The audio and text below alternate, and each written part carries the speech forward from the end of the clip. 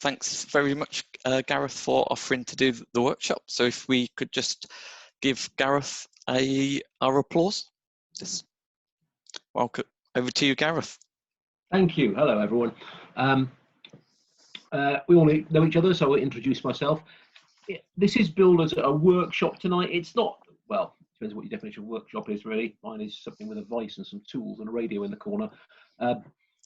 But what I'm going to do is, the proposed format is, I'm going to do a speech to get you in a laughing mood. And then really, I'm just going to go through and talk about, my advice for doing comedy speeches. And then go for about half an hour, have a little break. I'll come back in. I've got another speech ready, do another one just to get us back in the mood again, and then finish off talking. And then at the end, we'll ask any questions and we'll talk about it. Or as we're going along, just if you've got any questions, then either just shout in or put them on chat, and I'll keep an eye on that. And if Alex could keep an eye on the chat as well, to prompt me if I don't see them. So we'll make it, it's really just me chatting to you and you coming in with questions or things, if everyone's happy with that. So anyway, just to set the ball rolling, I'll start off with a speech which I wrote a few years ago. And this is a speech called The Wrong End of the Stick. Ladies and gentlemen, I hate traffic wardens. If we're up to me, they'd be buried up to the neck in manure. Head down. They landed me in court over an unpaid parking ticket. I'd done nothing wrong. So I contested it. I looked the judge right in the eye and I said, "Madam," which in retrospect probably annoyed him a little bit.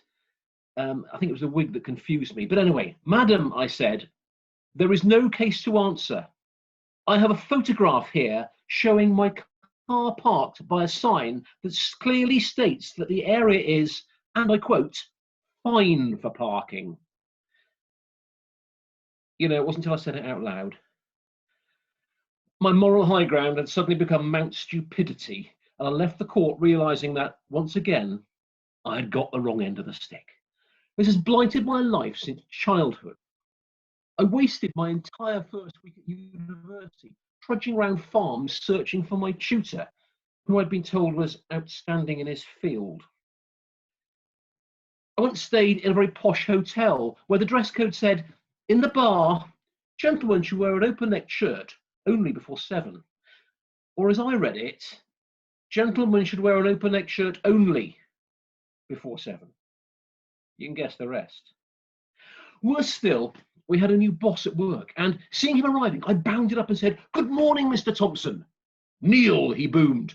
Blimey, I thought, genuflecting instinctively and dropping to one knee. This is a bit formal, but I didn't wish to get up on the wrong foot, or indeed the wrong knee. I looked up to see him smiling quizzically, hand outstretched. "Neil Thompson," he said. "Please call me Neil." Half the problem is homophones. Words that sound the same as others.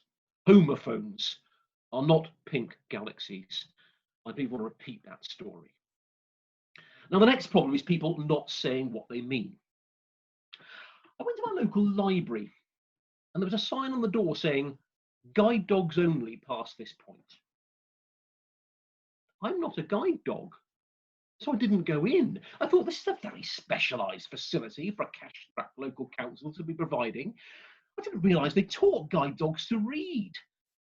And perhaps they just teach them enough to collect books for their owners. But then if you own a guide dog, you're probably not in the business of reading books. And I was turning this over in my mind for a couple of hours. And still no friendly guide dog had come along to help me. And so I gave up and found a local bookshop. Now I encounter the next problem. Now, why do people, especially young people, I'm sorry to tar all the used with the same brush, but you know who you are. Why do they use the past tense when they mean the present? I approached the spotty youth at the till. "Oh, hi. Did you want to open an account?" Did I? Well, no, not until you mentioned it, but I can't see any non-canine library opening anytime soon. Okay, what was your name? What was my name? Well, actually, until 6 months ago, it was Pettigrew Gruntberger, but I changed it because it was too embarrassing. And then in a dim and distant, half-remembered past life, I believe I was Geoffrey the peasant from Glastonbury. But what's that got to do with buying a book? Anyway, we've got over this. Okay, and how did you want to pay? How did I want to pay? Well, it depends when you mean. As a kid, I probably would have asked my dad for some pocket money. Although as a young adult, I would have relished the financial sophistication of writing a cheque. Then again, as Geoffrey the medieval peasant, I'd probably be offering to barter a chicken. Although in the harsh financial climate of the late 15th century, I'd be expecting a turnip in change, maybe even a couple of cabbages. But for the last 10 minutes, I've been pretty hard over on the idea of a credit card for this one. Was that Visa or MasterCard? I don't know. There's one that used to be called Access, but I can't remember which one. Do you take cash? It was at this point that I decided to focus on solutions and not the problem. I would set up a self-help group. I couldn't wait to organise my first meeting. Now, the only place I could get at short notice was a room over a very sleazy club in what can only be described as the immoral part of town. But anyway, I set the meeting up and I put a big sign outside the door saying, "Come upstairs and get the right end of the stick." Well, that meeting didn't go as I planned, but it has given me a new hobby. Anyway, I rearranged the meeting and I now have a fantastic support group of fellow sufferers, including painfully shy Oliver, who works in a draper's shop and recently had to lie down in a darkened room when two elderly nuns asked him if this was the right place to get felt. My friend Jane was lucky to escape with her life some years ago in the early 90s when she approached a lively group of protesters outside the South African embassy. And she asked them politely if any purchase was necessary to receive her free Nelson Mandela. And Tom, who's engaged to a lovely Polish girl, he almost blew the whole thing when her mother came to visit, and he decided to show them just how in touch he was with their culture by taking them both to a club advertising an evening of pole dancing. And he didn't learn from his mistake. Mind you, he now has a friend for life in the bride's uncle, who comes from Lapland. Anyway, we've devised a groundbreaking therapy program where sufferers confront dangerous words under the supervision of ambiguity counsellors. We set up a pilot scheme. Nobody turned up because none of our members are pilots. So anyway, we tried again. And now it's running really well. Our greatest success is an American expat who can now manage not to explode with righteous indignation when one of his colleagues says they're popping out for a fag. But there is so much more to do. And the real solution lies with you, O speakers of the English language. Remember the poor wrong-enders like me who live among you, struggling to remember that a paying lodger is not the same thing as a rent boy. In a public toilet, wet paint is a warning, not an instruction. Just think before you speak. Say what you mean. And please offer us a stick which only has a right end. Thank you.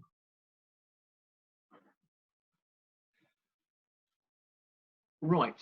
Now I'm going to see if I can just swap my screens back so I can actually look at you. Right. Can I just say I'm withdrawing after that? Oh, wrong end of stick, sorry. Matron. Right, now let's just have it.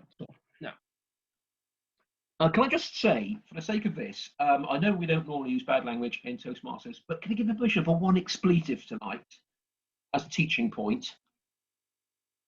I'm not going to tell you when it's coming, it'll be a surprise. Okay. Right, so what is a humorous speech? Firstly, I hate the term humorous speech. Humorous speech is the most unhumorous phrase there is. It's comedy. Let's call it comedy, shall we? It's about making people laugh. Humorous speech is so Toastmasters the American. Oh yeah, good humorous speech. I like that. Yeah. No, it's comedy, right? Let's call it that.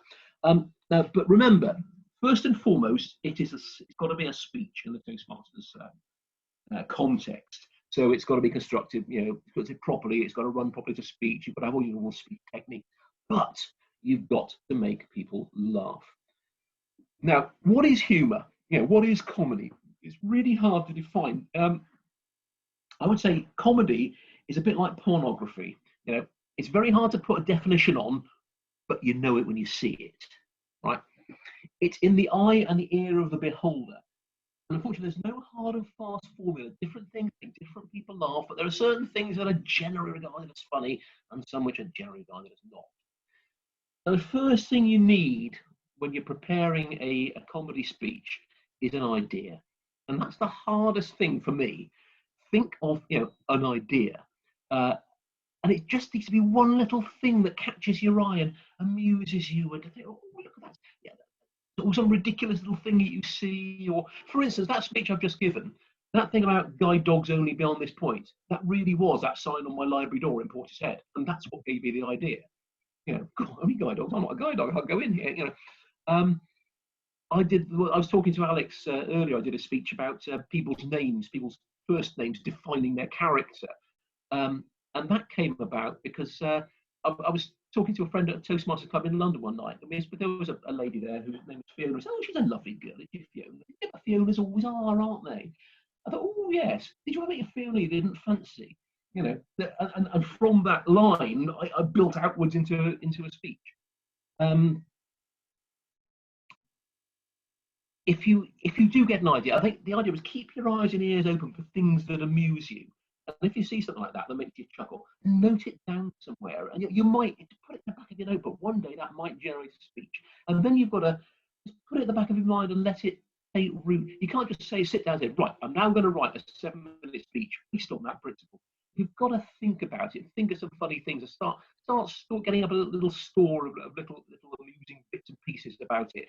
And then you can start building, get the skeleton for a speech. And perhaps mine inside yourself for material. Think about it. Just keep the idea there in the back of your mind, and then note down ideas as they come up. And just get yourself a handful of funny ideas. Then you can start molding into a speech. Right. Now, what sort of speech can you have? Well, there are various different sorts. There's my least favourite is an anecdote. You tell a funny story. It can be very entertaining, but personally, I don't think that's a very good thing to do for a sort of contest speech. It's not very clever. It can be hugely entertaining, but I don't really think that's a comedy speech. That's just telling a funny story. But I'm not saying I've seen them win national contests. You can have a series of short skits all illustrating a point.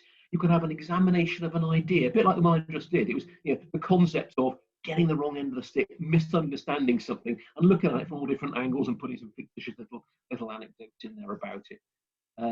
That's the sort of thing that I prefer doing. And for those who are old enough to remember the two Ronnies, it's like the one that Ronnie Barker would do after the opening news headlines and the first sketch. Then he would do a mock lecture about something, or like announcing some new government policy as a character with some ridiculous idea about 5 minutes. So that's the sort of thing that I like to do. Now, the important thing, but whatever sort of speech you do, the most important thing about comedy speech is the laugh count, right? How many laughs? You've got to have the audience laughing, otherwise it ain't comedy. It's not working as comedy. And you need to have as many laughs as you can. Now, I did a course a few years ago in stand-up comedy, and they said then the entry-level number of laughs per minute that you should be aiming for is 6 per minute, and ideally 8.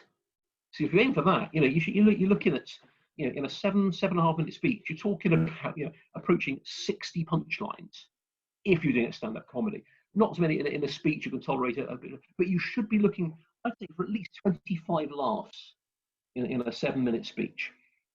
And the idea is that once you get people laughing, it's easier to make them laugh some more. If you've got a great long gap between each little punchline, then it becomes boring. Oh, we should laugh there. Oh, I'm back to boring now. So get people laughing and keep them laughing. Okay, and I'll come back to this later about maximizing your laugh count. I say what makes it funny is actually hard to define. It's different for different people. Some people find things funny, some find them unfunny. But I say you've got to commit to it. You've got to remember this is comedy. There was some member of this club. I don't think he comes anymore. I've seen it for a while now, so I won't mention his name. But he entered the Humorous speech contest some years ago, and he did a sort of little light-hearted homage to the bowler hat. it just wasn't funny. It was light-hearted at best. And he was a little bit disappointed afterwards that he didn't really get any laughs. I thought, well, I'm surprised, you know. You put a bowler hat on. He said, oh, no, it's a bowler hat. No, Charlie Chaplin used to wear one of these. And he talked about the bowler. It was more like a little history of the bowler hat, but wasn't funny. So you've got to get some laughs in there. I say humour is in the eye or ear of the beholder. But remember, you've got to write for your audience. Try to anticipate what will the audience, not so much what will they find funny, because you can't really guess that, or you're the sort of things that they won't find funny. They've got to understand it. And I don't mean that in a derogatory way, but don't go over their heads intellectually, or don't go under their heads intellectually. I did a speech some years ago, which I still look back on very fondly. And it was all based on the premise, the rather ridiculous premise, that you can say anything you want to in 5 words. Okay, and as I did the speech, I was counting off the words with my hand like this to show every sentence in the speech was 5 words long. And I was demonstrating one part of the speech said, and you can do poetry like this as well. You know, I said it 5 words, obviously. And I had written, you may or may not be familiar with Alfred Lord Tennyson's Charge of the Light Brigade poem, half a league, half a league, half a league onward into the Valley of Death, Road to 600, whatever. Very famous poem, if you know poetry. Now, I rewrote this poem, or at least the first verse of it, in lines of 5 words. And they were like, well, I thought quite clever sort of versions of this. And I delivered this to the audience to demonstrate how poetry could be done in lines of 5 words. The silence. Because the people didn't know the poem. I hadn't known the poem before I'd looked it up and rewritten it. I thought, why would they get that? And I thought, when I told it and there was silence, what I wanted to say was, for goodness sake, that's the cleverest thing you've heard this month. You know, it took me a week to write that. But no, it was my mistake. I basically done a joke that had no context for them.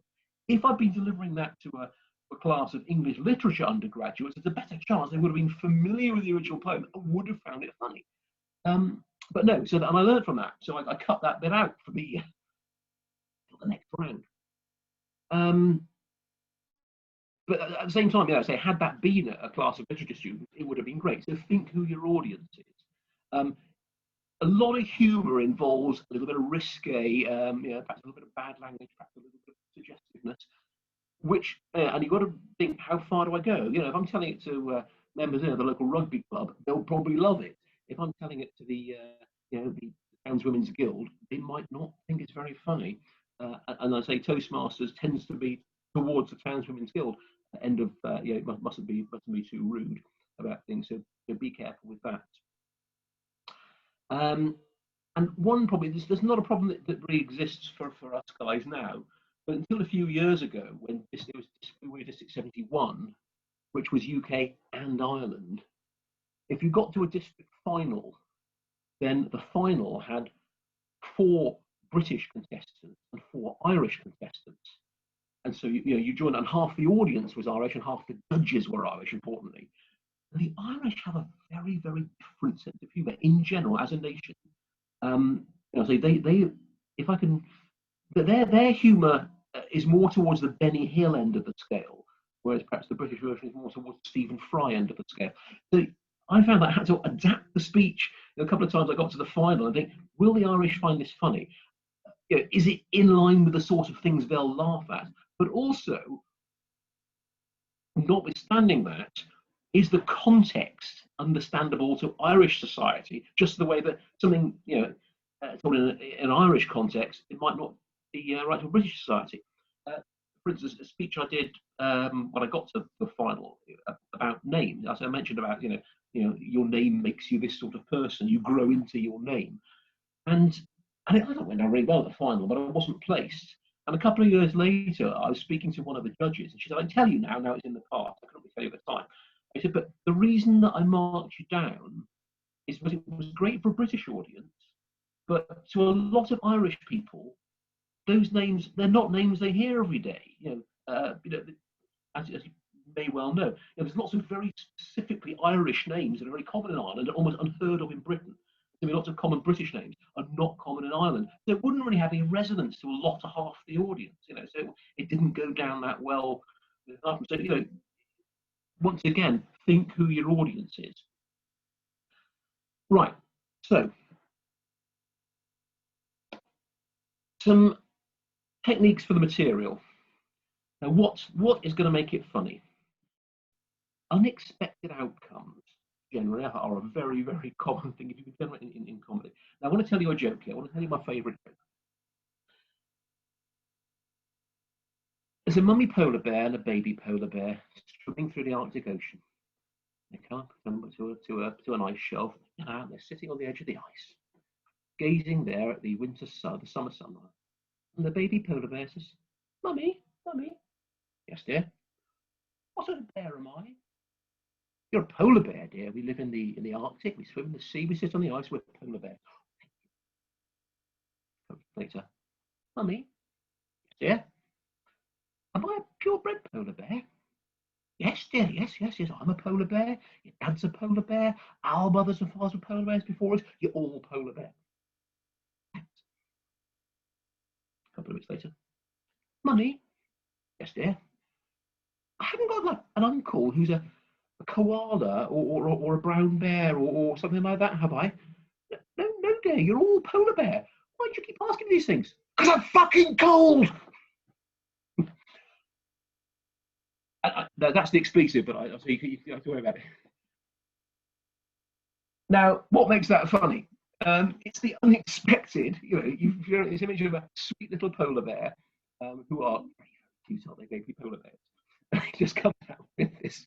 Yeah, if you just said it's really cold, it wouldn't have been funny at all. But you throw this explosive expletive, it takes you to a place you weren't expecting to be. And I know we're discouraged from using it in Toastmasters, but an expletive can actually be a very good punchline.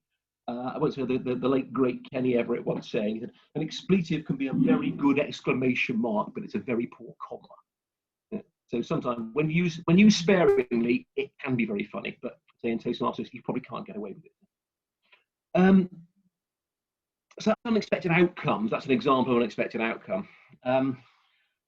Unexpected meanings. So it looks like you're saying something, and then you sort of get in a different direction. You say, "Well, where do I come from? I come from a very small, uninteresting town, really. You know, if all the girls in my town were laid end to end, I wouldn't be a bit surprised." Or the idea of this, my tutor. I'm looking around farms looking for my tutor because he was outstanding in his field. There's many examples of this in the Hitchhiker's Guide to the Galaxy books that some of you might be familiar with. Very, very cleverly written books. When they're about to jump into hyperspace, it's science fiction, and the guy said for the first time, what's it like? And his friend says, it's unpleasantly like being drunk. He said, "Well, what's so bad about that?" He said, "Ask a glass of water." I said to my wife, my wife said to me, "Well, come on now, come with me or you'll be late." I said, "We're late in what sense?" She says, "As in the late Gareth McHale." So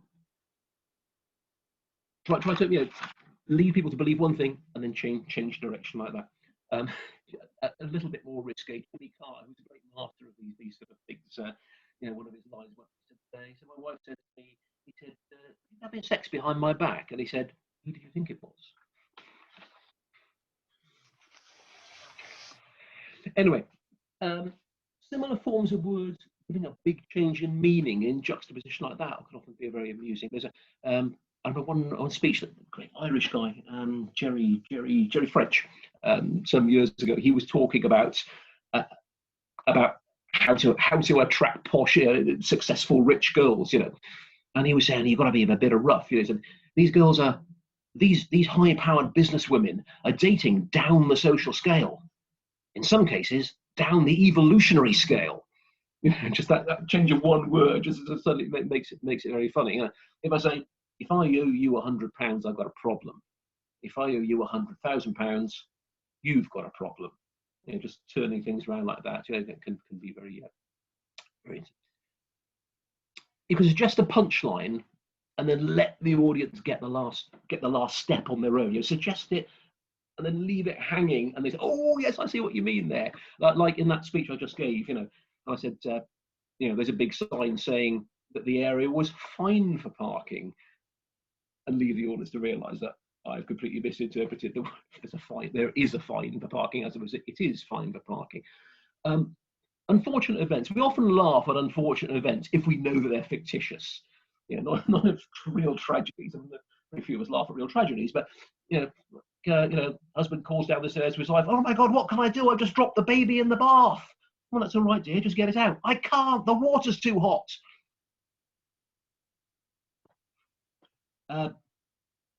And you can take a real contrived route to a dual meaning punchline, which I particularly like. If you've got time, you've got a really good punchline, time to really, really set it up, and the audience don't see it coming, and then finally you knock it down. A great example of this is the late great Peter Cook and Dudley Moore. It was a sketch, but it illustrates the point.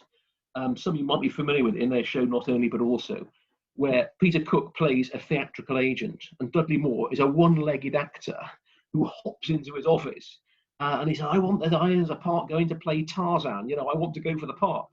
And he's saying, "You can't go for a part." He doesn't want to tell him like you've only got one leg, you can't play Tarzan. I'm afraid I'm a good actor, it ain't going to work. And he goes all about this, and he said, "There's one thing about you, Mr. Thompson, I'm afraid you've got a really good right leg. When you came in here, one thing that's probably, my goodness me, that's the best right leg I've seen." And he tried to let him down gently and said, your right leg is close to perfection. I've got nothing against your right leg. Unfortunately, neither have you." Which story goes round the house and then sets up the punchline. You can go for twisted logic sometimes, things that sound ridiculous but almost sound logical. I'm going to go back once again to the Hitchhiker's Guide to the Galaxy, when they're talking about how philosophers prove that God doesn't exist. They say, well, God says to the philosopher, "Well, I refuse to prove I exist because proof denies faith. Without faith, I'm nothing." And man says, "Well, look at all these complex animals and things, and the way the world works. It proves you exist, because nothing could have existed by chance. It proves you exist, and therefore, without proof, you have no faith, and therefore you're nothing." "Oh dear," says God, and disappears in a puff of logic. "Well, that was easy," said man. Went on to prove that black was white and was killed on the next zebra crossing. These sort of twisted logic like that. Sometimes just exposing ridiculous situations that you see in real life. Like, you see a sign saying "ear piercing while you wait." Well, you can't get it done by post, Steak cooked to your liking. "Well, you expect so? I'm the one paying for it." You can make these sort of indignant observations on this. And then there are some things which are just so funny, they just make you laugh anyway. The word sausage, flaccid, Accrington Stanley Football Club. Their very existence makes me chuckle.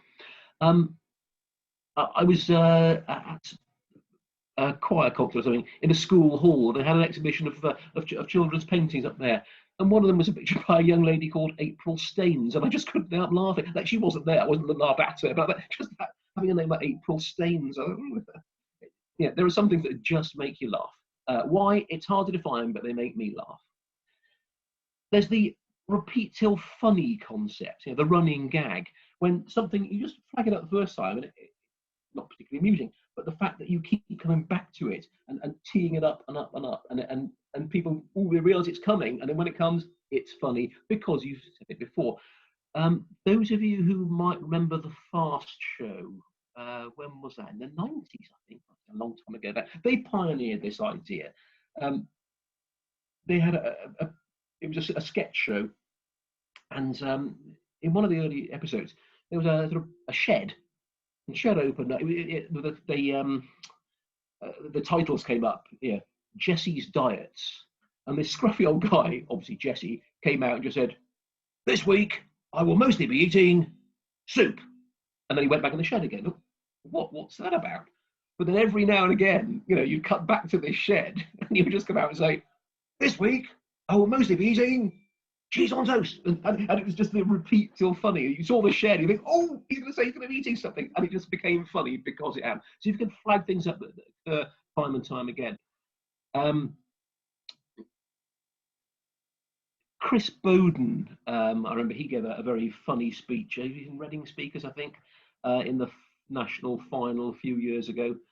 And he, early in the speech, he said something, I was given a certificate, a health and safety at work certificate, something. He goes, if you've never seen one, they look like this. And he put it on the screen. And we thought, what are you showing us that? And he kept coming back to this, you know, if you've ever seen one of these in increasingly unfortunate situations. He was saying, like, you know, how he went out and was practicing singing in the garden. And then he said, if you've never seen an antisocial behaviour order, they look like this. And so, you know, get excuses to come back to this, and that's you know, that's always very entertaining. The rule of three, it works in this as well. Normally, the rule of three, you know, as used extensively, was formulaically by politicians. You know, they tee up the idea, they reinforce the idea, and they knock it down with the third one, you know, to show that this is developing. We use that in comedy because the third one is the one that goes off sideways. You know, it doesn't reinforce it; it's just against everything. You know, say some people are born great, some become great, and some are just useless. There's Me Too humour, where you say things that people are thinking, and perhaps they don't realise that other people think as well. And sometimes you make yourself look ridiculous for having noticed it. People say, oh, yes, I know exactly what you mean. Right, there's a speech that I'm going to write one day, but I haven't written it yet, about hanging your toilet roll the right way around. You know, do you hang it with the paper hanging down against the wall or hanging down away from the wall? And if you do it the other way around, it's just so wrong, isn't it? See, I look at people nodding. That's a sort of the Me Too. People say, "Oh yes, I know what you mean," and then you've got them. You've got them there on your side.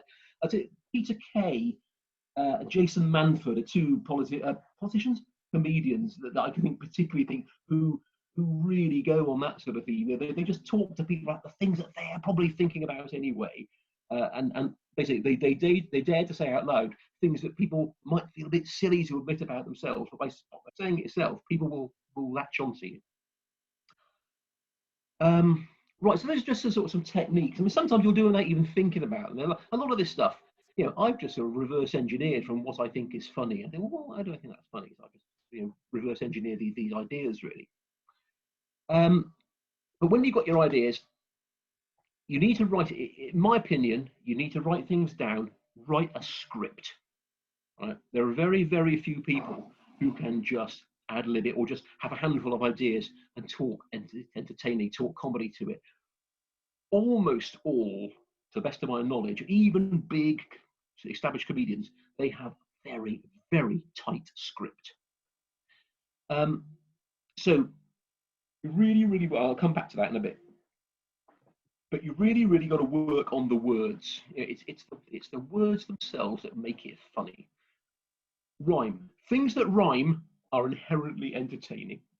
You know, oh, as drunk as a skunk. I don't think there's any evidence that skunks ever get drunk. But because it rhymes with the word drunk, drunk as a skunk, and that sounds quite entertaining in itself, doesn't it? You know, oh, I've got some Liverpool friends that live, oh yeah, I go around to their scouse house. You know, and that sounds funny just because it rhymes. You know, you talk about a Glasgow infantryman who sustained an injury in the upper arm. Yeah. But if you say the Scottish soldier shot in the shoulder, it just makes you smile, doesn't it? Even if it's a real news story, you feel sorry for the guy for getting shot. Alliteration and assonance are very fun. You know, ooh, he's a rotund ruffian. You know, ooh, Peter packs that powerful punch. There's that great scene in Monty Python's Life of Brian.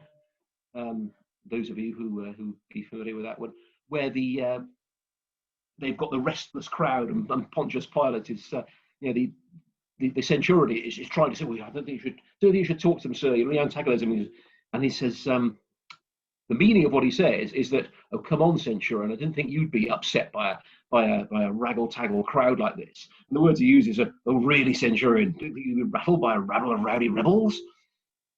and the fact that he's affecting a speech impediment, sort of, weary centurion, didn't we wattle by wowdy webbles, is sublime the way Michael Palin delivers it, and this speech impediment has become a running joke throughout the film, so it's got the it's got the repeat till funny cachet as well. Complex forms of words, over flowery forms of words can be very entertaining. Think Stephen Fry. Just by saying things in a highfalutin way can make them funny. You could say, well, I was perambulating gently along the Queen's Highway. Yeah, it sounds like a comedy opening rather than I was walking down the road. It could be a serious thing. To make a good impression at the interview, I attired myself in the height of sartorial elegance. And you can make roundabout suggestions or something. Now, I think it was Lawrence Llewellyn-Bowen I first heard you use this one. He said, yes, that nightclub had no shortage of the sort of women who make the rocking world go round. Now, if you understand the context of that, it's very witty. Just as interesting. Can you give a show of hands? Who gets that? Who thinks that's funny? It may be nobody, it may be everybody. Just stick your hand up if you think that's funny. See, some don't. Mel, can you just say why? What's the context of that one? It's a Queen song, Fat Bottom Girls. Exactly, yes. For those who don't know it, it's a song by Queen, okay, a few years ago now, but their song's still very popular.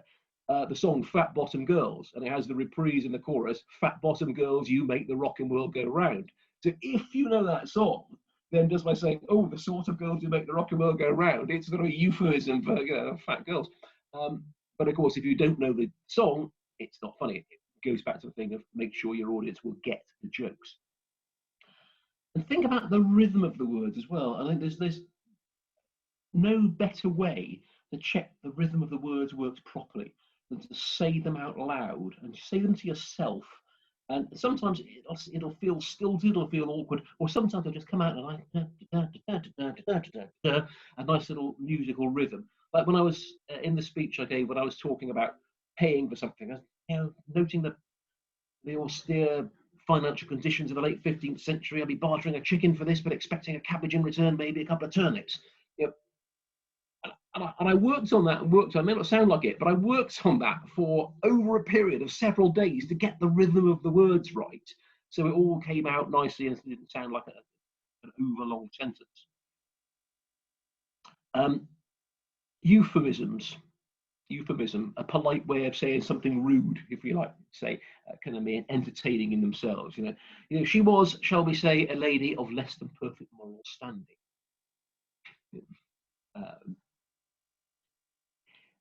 Dysphemism. It doesn't really matter what these things are called. I look them up in a dictionary, but it's an overstatement, an understatement, or as a euphemism, saying something in a polite way, but everyone knows what you mean really. He was without doubt the most irritating form of life in the universe. Just talk about somebody who gets on your nerves. Hyperbole, massive exaggeration. As I tasted the ice cream, it was as if every angel in heaven was singing in unison whilst golden unicorns ladled sweet ambrosia down my throat. Or similarly, understatement can be just as funny. Having worked non-stop for 48 hours, I was getting a bit weary and would have been grateful for a tea break. Looking at a severed arm, I imagined it be smarting a bit by now. These are inherently entertaining. Anything that's risque or a bit of bad language or expletive that I talked about earlier, the polar bear joke, about, if all the girls were laid end to end, I wouldn't be a bit surprised. Something a little bit risque, and you've got to judge here what level of risqueness, if that's the correct word, can you get away with. There are two. In terms of risque, about 5 years ago now, I don't know if you remember Tanya West from Southwest Speakers. She won the national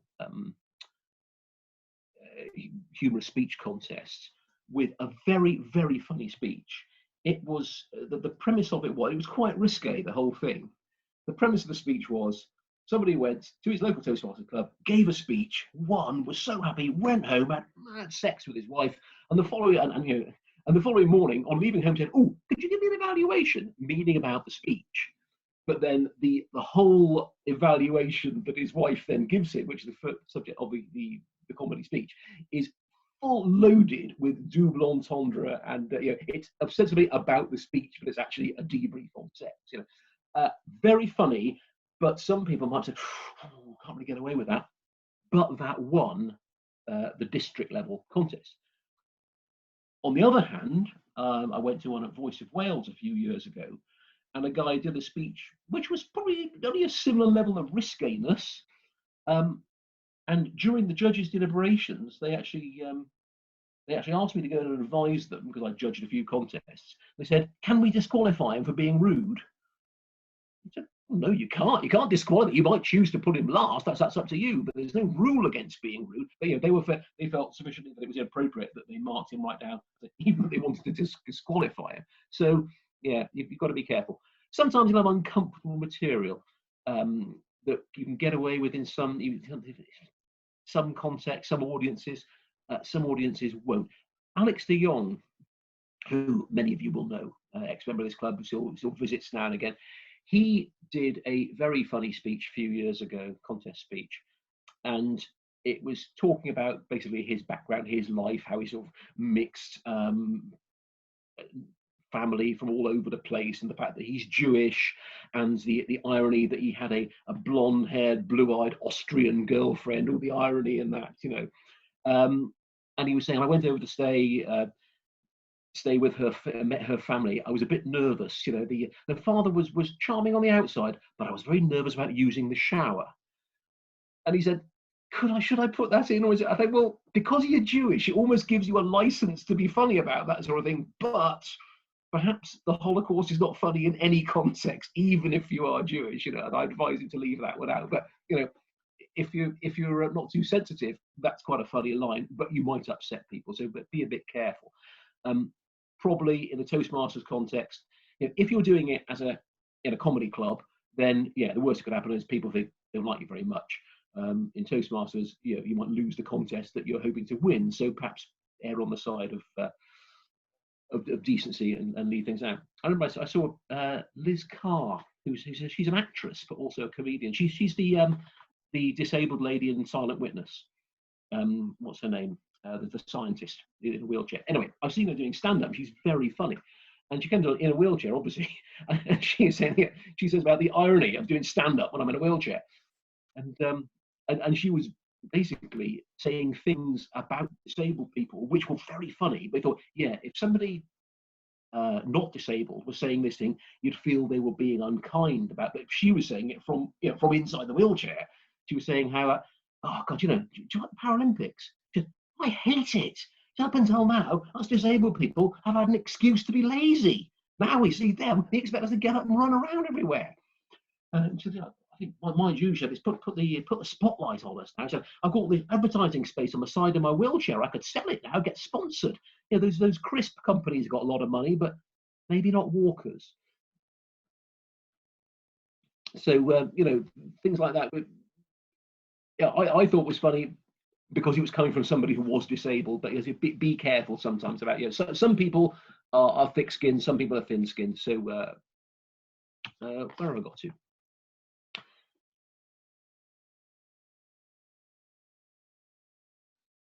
Right, sorry, I lost my place there a bit. So yeah, those are just really thrown out a load of sort of random, well, not random ideas, but ideas about where you get your idea from, what the sort of thing to do, some techniques you can do. I would say perhaps don't. I've tried to sort of say what makes hyperbole, unexpected directions, rule of three, that sort of thing. I wouldn't recommend to authors saying, right, okay, I've got a list of all the things that are funny. Let's try and find some of these techniques.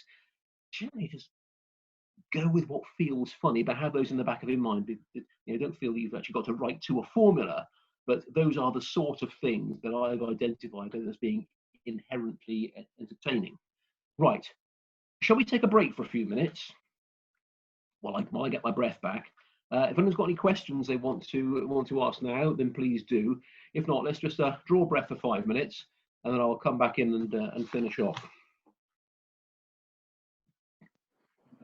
Okay. 5 minutes. Yep, 25 past. Yeah, that'd be good.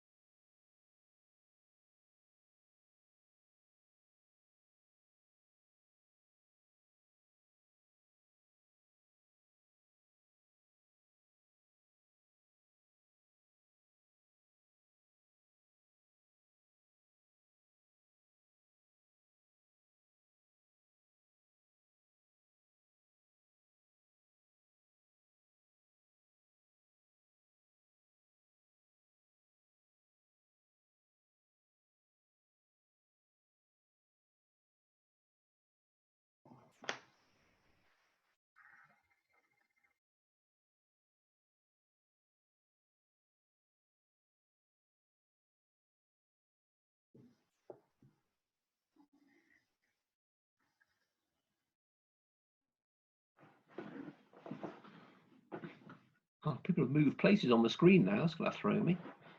Yeah, I think when you turn off the camera, Yeah. everybody start moving around. Okay. I have you in a different place as well. Actually, everybody's in a different place now.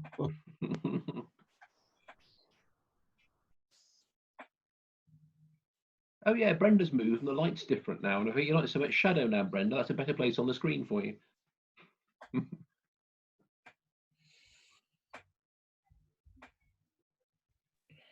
The worst place on the screen is in the middle of the bottom row, where you keep getting obscured by chat.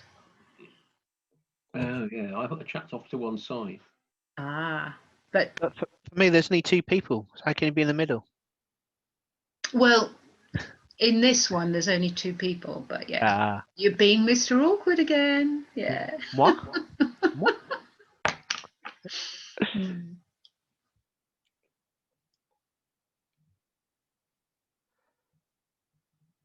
It's when chat goes up and you think, well, I want to close it, and then the top right there's next. And I keep clicking that. It says, "Do you want to leave?" No. Yeah, I don't know how do you get rid of that chat once you put it up there? I've never Click on worked out chat how to- again. You just click on chat. Oh, it toggles, does it? Right, okay. Yeah. God, learn something new every time.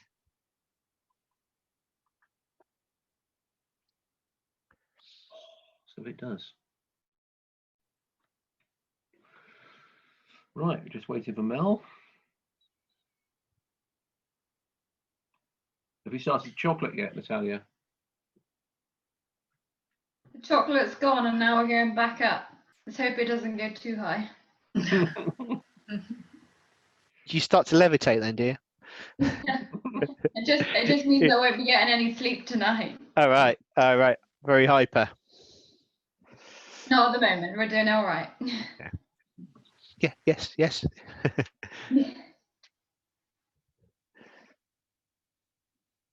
Is it just with my machinery here, or Gareth, when you veer off to the left, your left? Your mic goes out, doesn't it? Oh, does it? Yeah. Yeah, somebody warned me about that before. I haven't got used to it yet. Okay, right. I shall try and sit more central. It's just when you go. Okay. I'm not even sure where the microphone is on my computer. It's obviously there somewhere. We can tell it's not on the left-hand side. Well, there we go.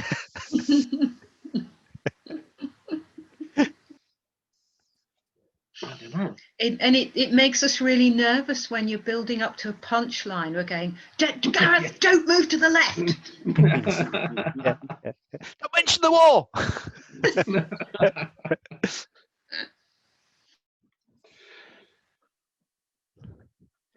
Oh, Mel. Whoa. Oh, Well, there you go. You didn't know what I said when I went over there, did you? You could have sworn. Right, you all came back. Great, can't have been that bad in the first half. Right, I've probably got a little under. I've done a bit more than half, so just to bound your expectations about time. Shall I do another speech to just to start off second half again, just to get us back in a laughing mood? I hope. Right, this is a speech entitled "Upwardly Mobile." Ladies and gentlemen, some people instinctively know what they want from life. As far back as I can remember, I always wanted to be posh. Don't be silly, people said, you can't marry David Beckham. I recall a wise but little known social philosopher, my brother Pete, encapsulating the essence of poshness in a 7-word summary of a particular talent of posh girls. I'd repeat it here, but the 3 taboos of politics, religion, and social engineering. So instead, I must tiptoe around the subject for a genteel 7 minutes in the sort of demure and decent way that wouldn't cause my maiden aunt to choke on her pre-evensong sherry. Posh people. You know, the sort with a house full of plants and a garden full of furniture. If you're from Liverpool, I don't mean a sofa on the drive. And if you're a student, I don't mean plants in the loft for personal consumption. No, poshness, you see, is a hereditary condition, a bit like haemophilia, but less inconvenient. Now, I wasn't born posh. Sadly, there's no equivalent of the asylum seeker scheme. You can't say, hello, I live in the unposh world, but I'm afraid I'm being persecuted because I'm so much better than everyone else. And they reply, oh, poor you, come on, here's a glass of claret, a Volvo, and a My Waitrose card. It doesn't happen like that. So I resorted to subterfuge, like a secret special forces social ninja. I took my daughter to an open day at a posh girls' school. That's a girls' school which is posh, rather than a school for posh girls, although in practice there's very little difference. We were looking around, and next to a classroom display of family pets, our guide, 9 years old, posh as you like, said, have you got any pets? Yes, I said, we've got a dog and 3 ponies. Oh, lovely, she replies, I've got a dog and a pony too. A pony? Loser! Beat you by 2 ponies. Count them a week, little Miss Posh. Is what I wanted to say, but I didn't. I rose above it and muttered some simpering platitude about the excess ponies. Mind you, I noticed she didn't bring the subject up again, so it was clearly 15 love to me. Sensing the hand of fate on my shoulder, I enrolled my daughter that very day, and therefore leapt nimbly aboard the Poshville Express, flagging my way into first class without so much as a Groupon upgrade. After only 1 term, I realised things were going well. The girls apparently received their lessons in a classroom, might visit the lavatory at break time, and taunted opposing sports teams in Latin. I thought, yes, through my daughter, I am now vicariously posh. With this tenuous foothold in the world of posh, it was a simple matter to haul myself up on my daughter's ponytail, Rapunzel-like, ascending the ivory tower of social standing to the lofty turret marked posh, from which I am now able to observe the populace with a layer of superiority and loathing I would have scarcely believed possible just a few short years ago. My late mother would be so proud of me. To consolidate my position, a properly posh name was needed. So going for the kill, I went for a double-barreled one. But you've got to be careful here. True, a double-barreled surname, like Farquharson Roberts or Pettigrew Smythe, people would assume you live in the posh part of town. But if you have a double-barreled first name, like Sammy Joe or Ricky Lee, people will assume that you live in a caravan. Something with a hint of French lends class. And after a great deal of eavesdropping around the better wine bars of Clifton and Stoke Bishop, there was one I heard mentioned time and time again. So I thought, that's the name for me. So by the magic of deed poll, I changed my name to Mr. Gareth Nouveau Riche. Yeah, all right, I know now, but you have to admit that it sounds quite classy until you know differently. I mean, I bet I'm not the first one to make that mistake. And have you any idea how tricky it is to change your name back after just a week? The city registrar adopted a withering tone which I didn't like above half, and in desperation I resorted to the, do you know who I am? Frankly, sir, I'm not sure that you do, came his insolent reply, and I was only relieved that there was no one there that I knew. It was potentially crippling to my posh credentials, and I had to hold an emergency champagne and oyster party for the school governors on the flimsy pretext of the pony's birthday in order to underpin my crumbling foundations. Now, when you're posh, as I am, it brings obligations. Noblesse oblige. See what I mean about French? I have to employ people to do the jobs that I can no longer do for myself because I'm too posh. I have a wonderful gardener, Mr. Da Silva. He's from Brazil. He mows the lawn beautifully, except that he always leaves a thin strip down the middle uncut. I don't know why. He said that's how they do it in Brazil, and he can't do it any other way. He says if I want the whole thing mowed completely, he could introduce me to an American friend of his called Bill. I think he's from Hollywood. Anyway, employing people can have its problems. Checking in for a flight recently, I was asked, did you pack this bag yourself, sir? Good Lord, no, I said. I have people do that sort of thing for me. What are you trying to insinuate about who I am? Now, I don't know if you've ever undergone a full body cavity search, but it wasn't the start to the holiday that I'd planned. All in all, I think I've done pretty well in the posh stakes. I can now listen to the William Tell overture without thinking of the Lone Ranger. I drive a Volvo with a window sticker that says, my other car is also a Volvo. And I never combine the functions of a shower and a toilet. Gentlemen, you know what I'm talking about. But there is one thing that still eludes me. You'll remember the much vaunted special talents of posh girls. I still don't feel I'm in a position to confirm this trend beyond all reasonable doubt. However, I cast my eyes around the audience. I relish the chance to add a couple more points, data points to my survey. Ladies, good night.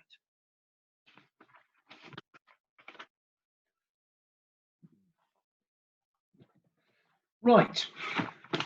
Hope that gave you a couple of chuckles. I've talked about techniques and things up to now, and let's talk about the practicalities, how you actually go about constructing the speech. Now, you've got your idea, you assemble a load of material, you've got a lot of potential laughs and funny bits and pieces hacked into some sort of order.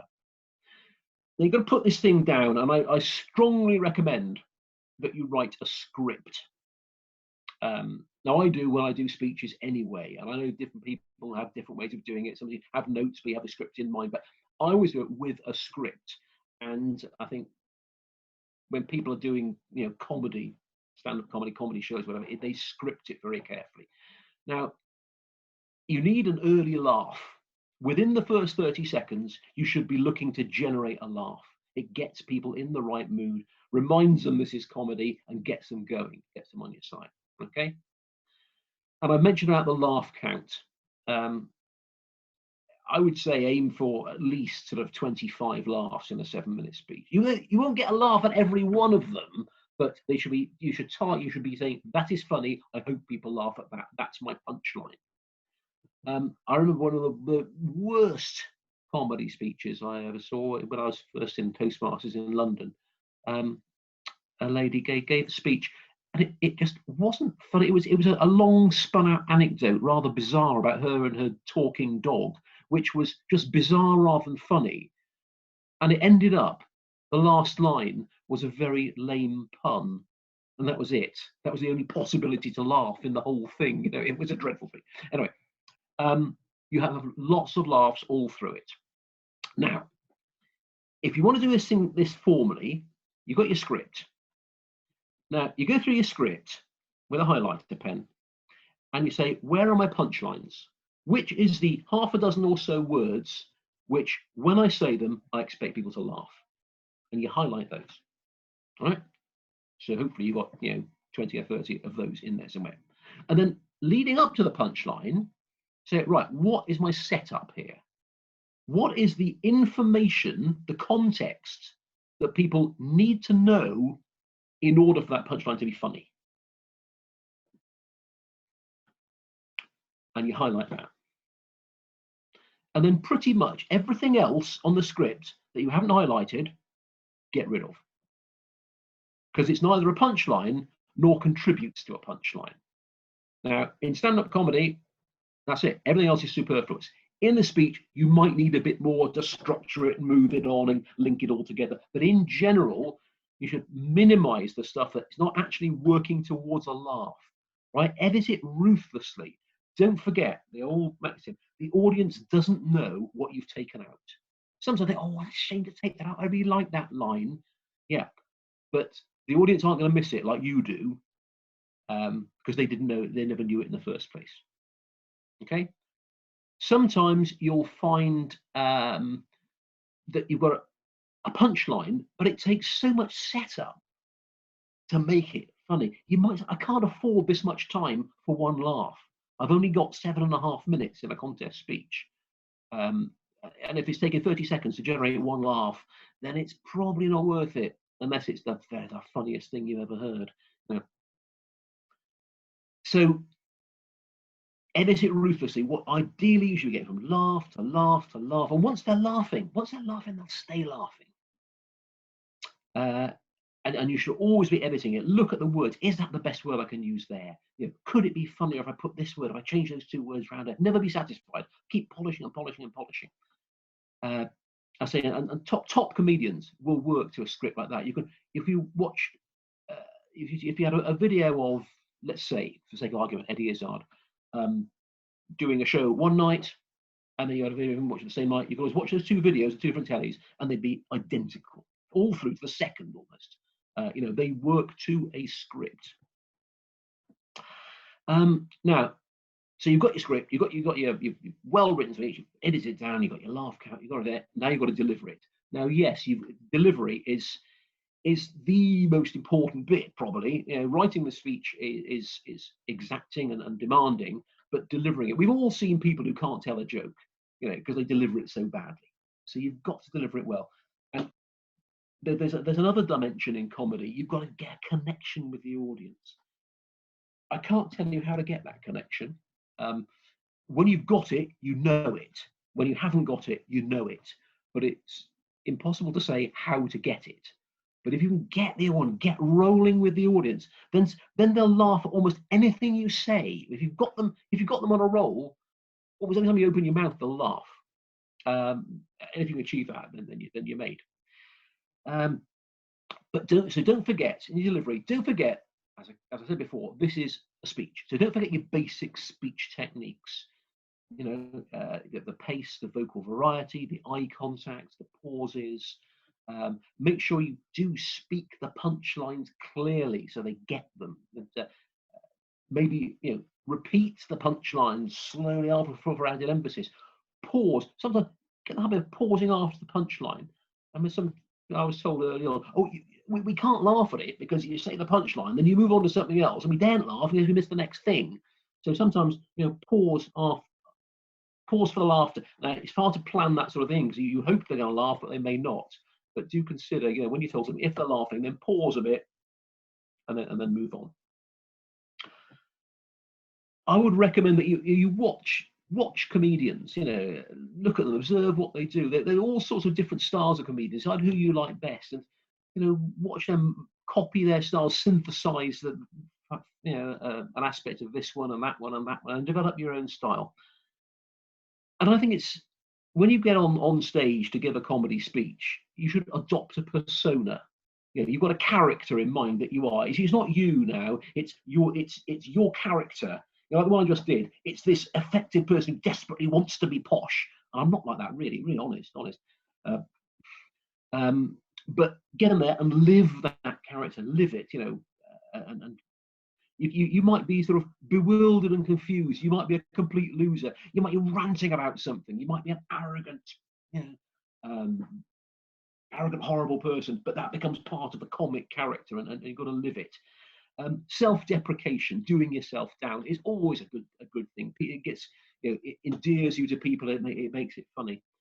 You know, the wrong end of the stick speech I did. You know, the poor loser. Oh God, he's got it wrong again. Oh, yeah, that becomes funny. You know. Don't laugh at your own jokes. The only person I can think of who can get away with that is Billy Connolly. And I think he's just generally entertained by the whole thing. But in general, laughing at your own jokes will not go down well. I said, don't forget pauses. Pauses can be funny in themselves. Sometimes you pause to let people think about something before you give the punchline, but the pause after the punchline to let people laugh. Sometimes absolute deadpan delivery works. There's a great guy in an Irish club, a guy called Mike Cronin, who's won a couple of contests. He's obviously a very clever guy, but he comes across as a rather simple, vacant Irish farmer, and he just absolutely deadpan, and he's hilarious. Bye, Natalia. Otherwise, he was talking a speech about being on hold when phoning a helpline. He said, and they say, you're now being held in a queue, and he said, and at this point, it's important not to be sitting in front of a mirror because you'll watch yourself growing old. Yeah, great line, delivered absolutely deadpan. But I say, above all, you've got to live the part, and you've got to commit to it 100%.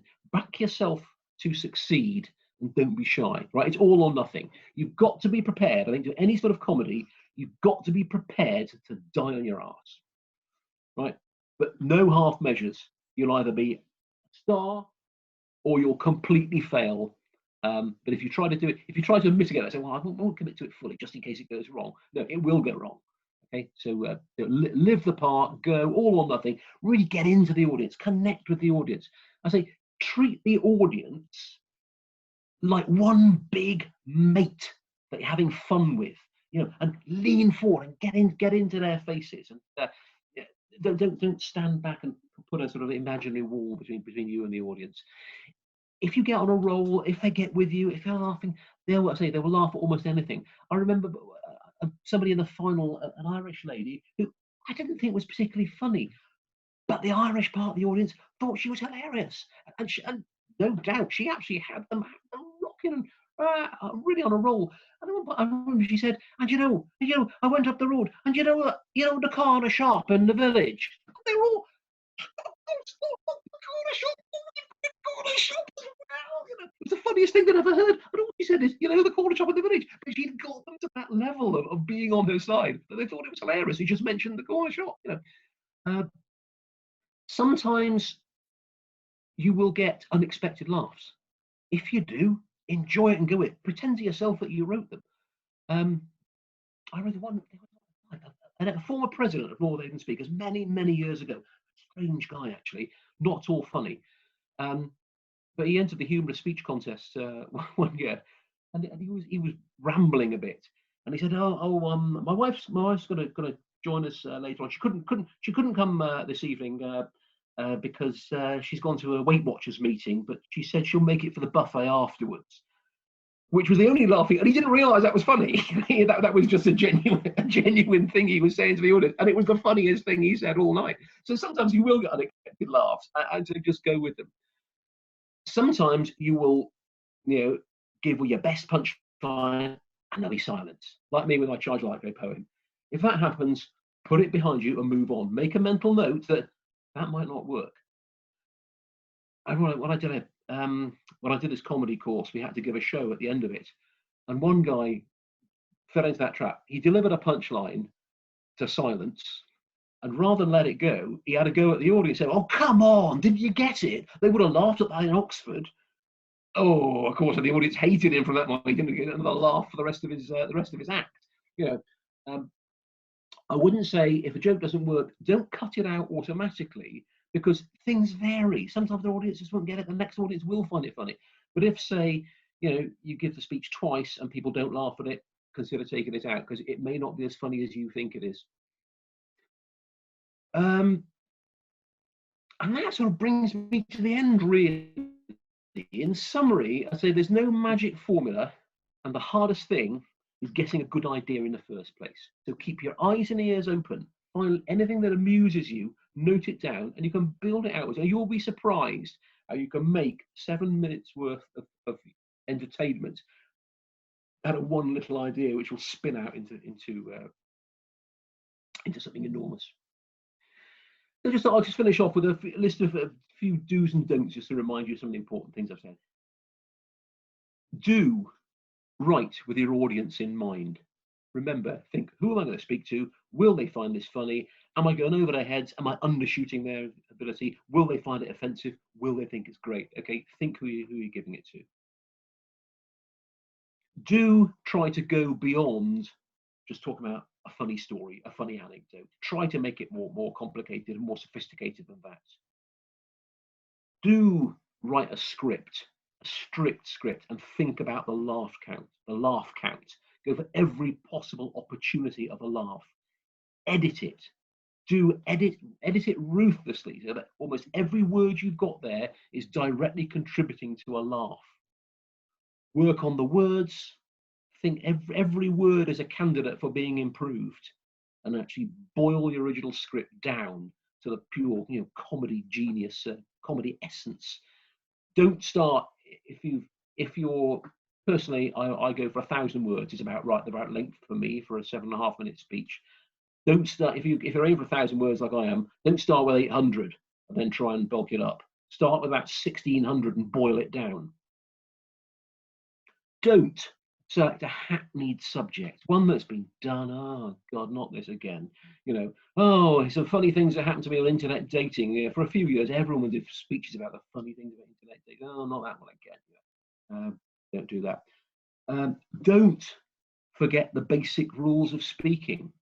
Okay, it's comedy, but in a Toastmasters context, it's got to be a proper speech as well.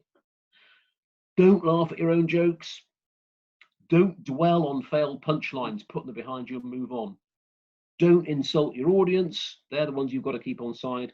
And one I haven't mentioned so far, but I think is good advice in any speech: don't use props, unless in a very, very limited way. As people come unstuck with props, they detract from the speech in general. And a few more do's. Do have a comic persona in mind and live that persona on stage. Commit to it 100%. Do be prepared to die on your ass. It's a high risk thing doing comedy. But do believe in yourself. And finally, practice, practice, and practice again. The better you know your material, the more you can concentrate on the delivery, and that's where it's won and lost. And that is me finished.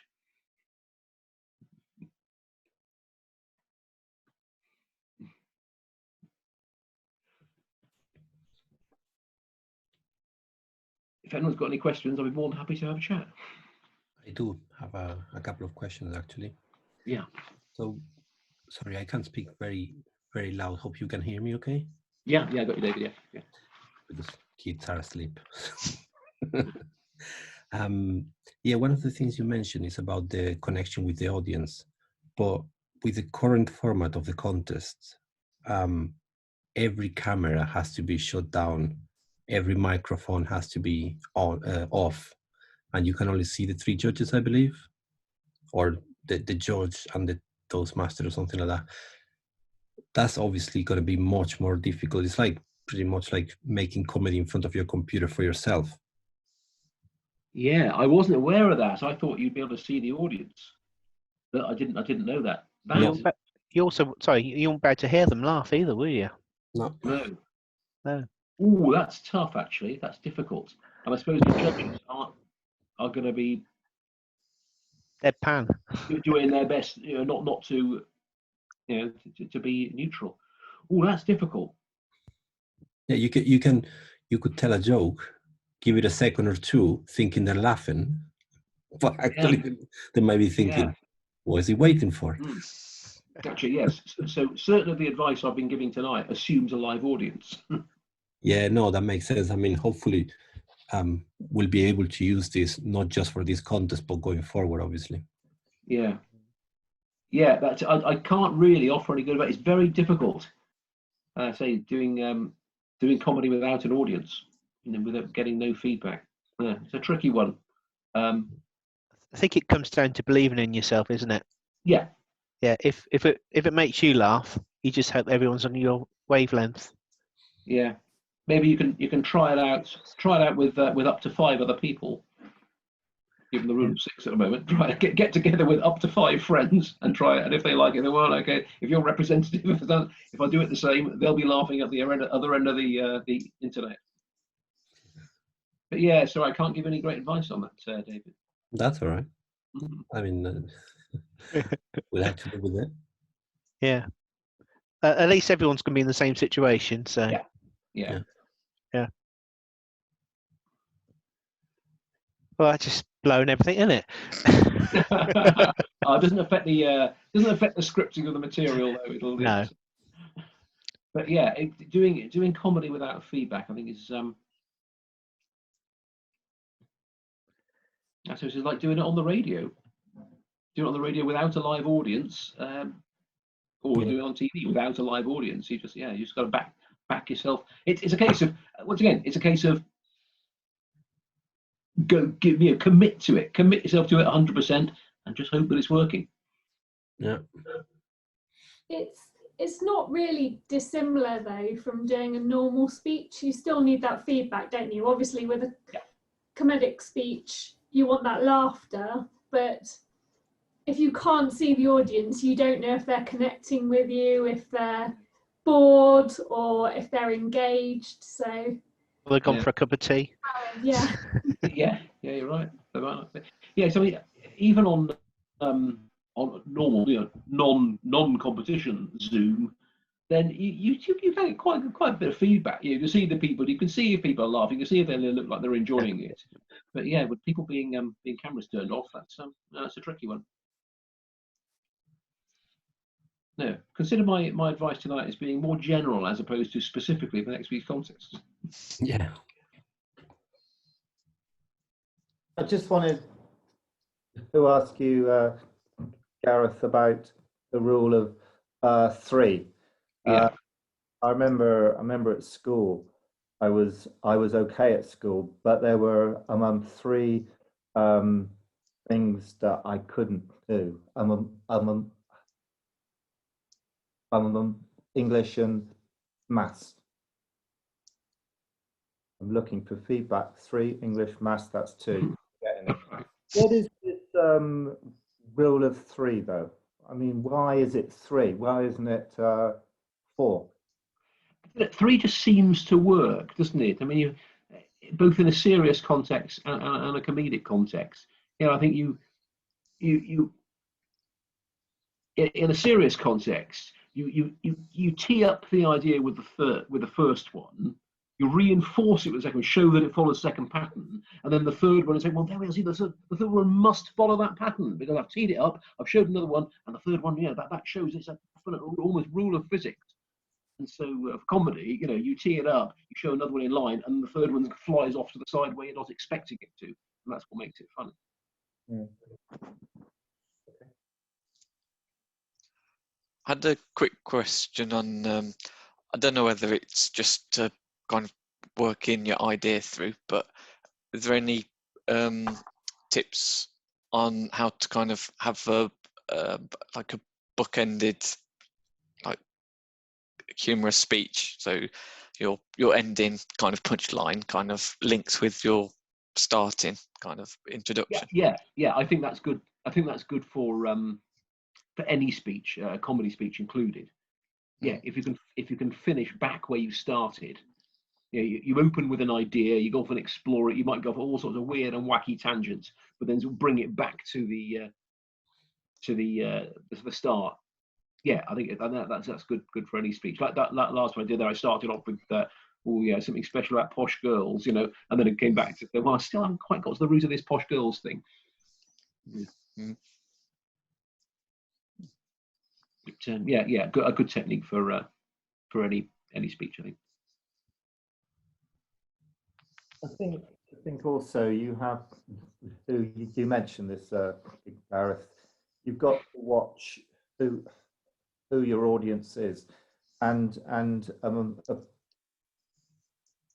offending audience members isn't a good idea. I mean, and I wouldn't do this, but I've heard other people do it. If I did a speech about bold people, I'm sure people at Northavon would be offended. I'm watching you. What's that then? But I wouldn't do it. Come on, Simon, don't split hairs. short people, skinny people, or even nationalities. I wouldn't. I know that at Northavon speakers we have Spanish members, German members, and that sort of thing. So you'd need to watch all of that stuff too. Yeah, you're right. It's I think like all comedy involves a level of risk. And some people will be more sensitive than others. And I think you just got to go with, look, what's reasonable. And if unfortunately you get unlucky and you've got an audience full of ultra sensitive people who say, oh, that's very funny, taking the mickey out of someone just because they're bald, well, it wouldn't offend me, but there might be some people who it would be. I'm afraid you've just got to go, because sometimes look, if you can push it close to the line, that's where the funny is. Talking about bald. It's one thing that I do, in which you haven't mentioned, is self-deprecation. Yeah. So humour. Yeah. Yeah, it's self-deprecation is great. Far better than bigging yourself up is belittling yourself. because it will get the audience on your side. You know, make yourself the loser, make yourself the victim, not in a complaining way, but just in a sort of being at a loss. Oh God, I got it wrong again, sort of thing. And it will, yes, it's the only person who you're offending is potentially yourself, and you're allowed to do that. Unless you got a twin. Yeah. God, I'm writing a script here. Can't believe it.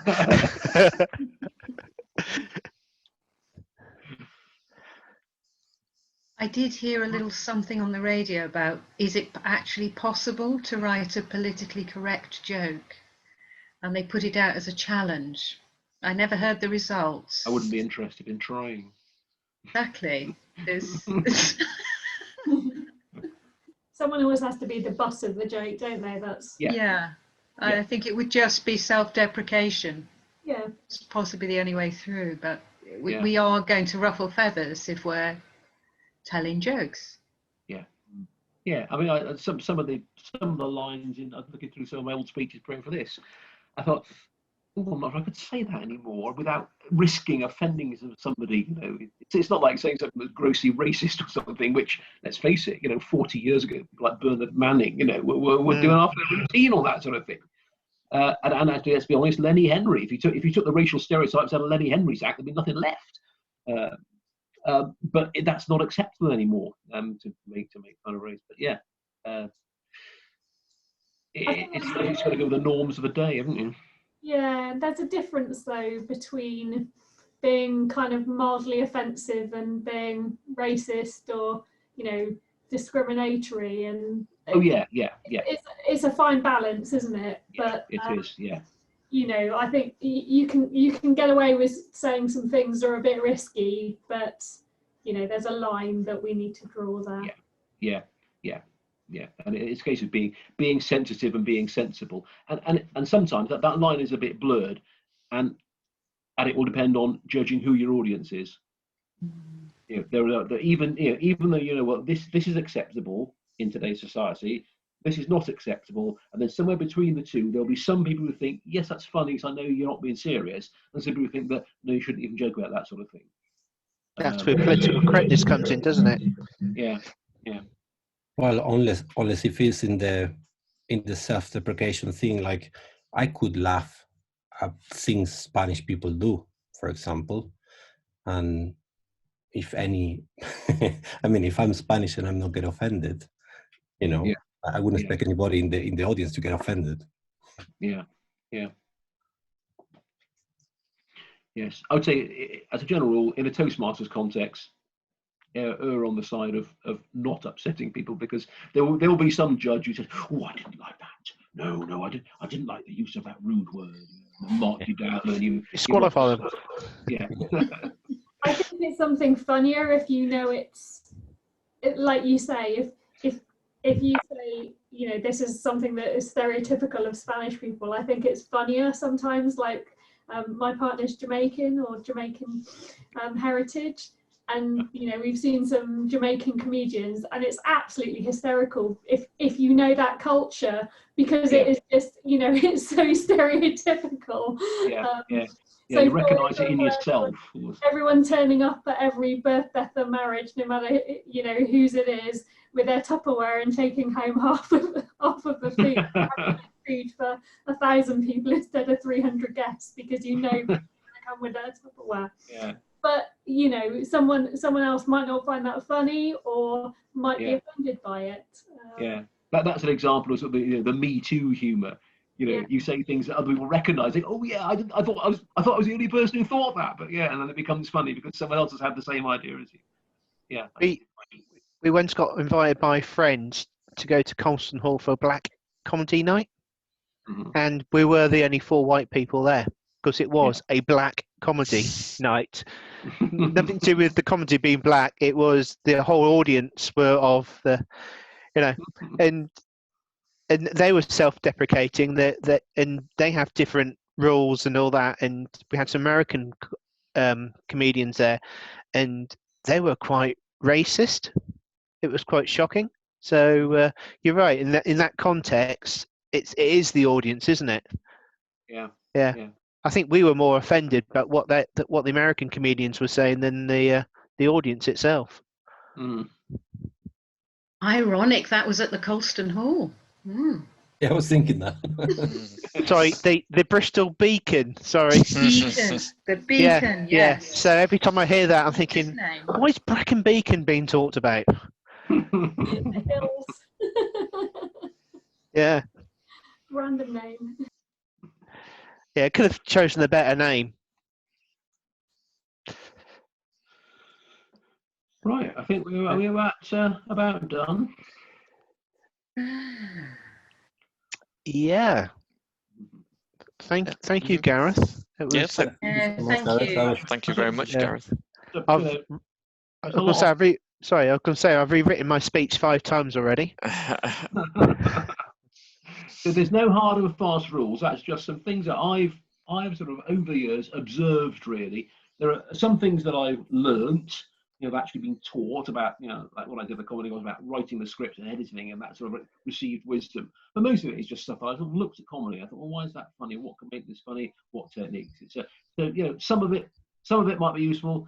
You know, a lot of it you might say, oh, that's not for me. You know, I'm not interested in that bit. But yeah, that's fine. It's just, you know, it's some ideas.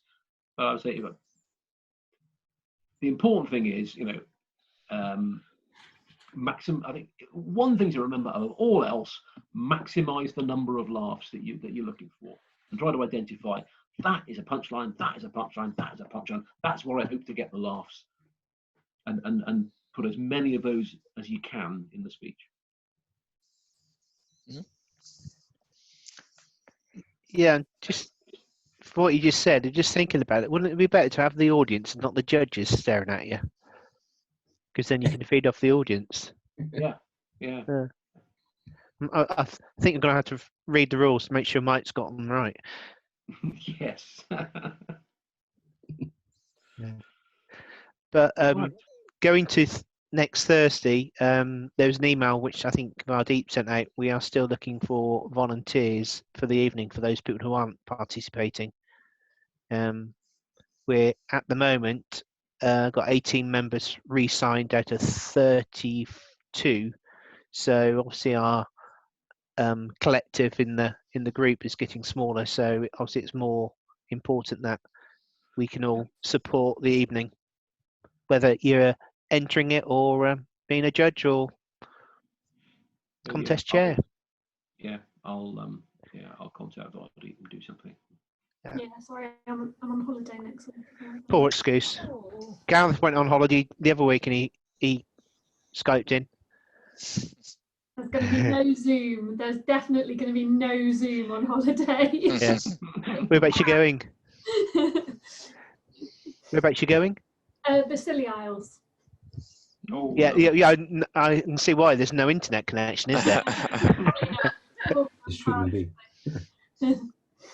I'll be in Penzance on Thursday night, ready Lovely. for early morning ferry. Take my seasickness tablets. Good luck. Thank you. So you're not posh then, not flying over in a helicopter? I hate flying anyway, but apparently loads of people have advised me that the flights get cancelled more often than not, and you end up on the ferry anyway, and they charge you double to go to fly. So might as well just get on the ferry and know that we're going. They've just started a new helicopter service from Penzance, which I know because a friend of mine's one of the pilots. All I right. thought it was a punchline there. No, it was just a point of fact. No. But there was a helicopter service until some years ago. It finished, and they just re-inaugurated it this year. Well, I hear that the helicopter is their emergency evacuation for anyone who tests positive with COVID. So Really? I might yet be having a helicopter ride. I hope not. I'll tell Justin to look out for you. Yeah, just stop coughing and you get a free ride back. But not till your last day of the holiday. No, I was going to say just on Yeah. the morning when I'm meant to be coming back. Yeah.